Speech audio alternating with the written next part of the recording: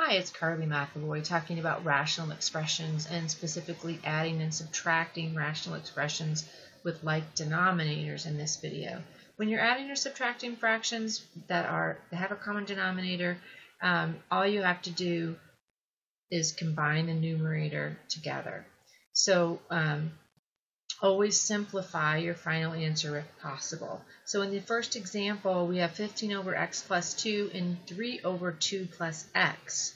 Well, even though those are written in a different order, the commutative property would tell us that those two denominators are equivalent. So we can consider these to have the same denominator. We keep the denominator the same, and we add the numerators 18 over x plus 2. Remember, we cannot cancel the 18 and 2 to be 9 and 1 because you can't cancel part of a binomial, all or nothing. All right, in example 2, again, we have common denominator of x plus 4, but the extra thing to remember in this example is that we have a minus sign in between.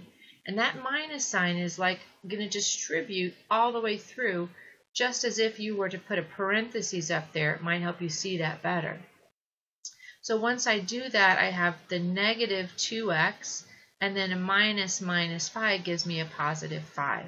Now that I've gotten the negative sign correctly distributed through that numerator, I can combine the like terms.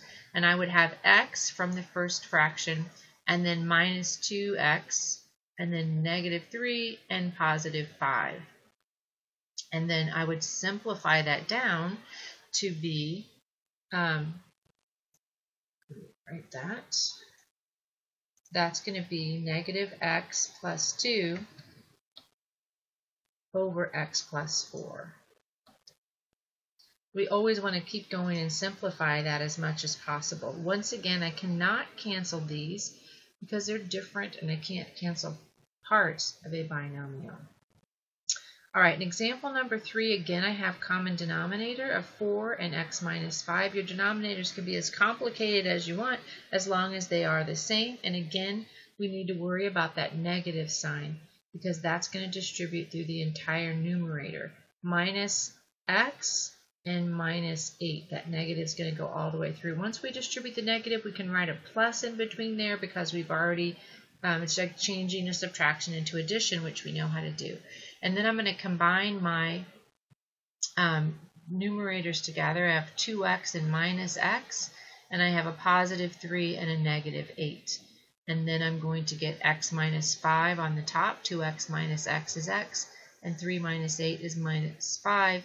And then I can see that I have an x minus 5 on the top and an x minus 5 on the bottom. And so I would cancel those like terms. In this case, I can cancel it because the entire binomial is going away. Remember, when I cancel something like that, it cancels to 1 because there's one of these on top and one of those on the bottom. It doesn't become 0, so I still have a 1 on the top. So I have 1/4 as my final answer. All right, have a great day.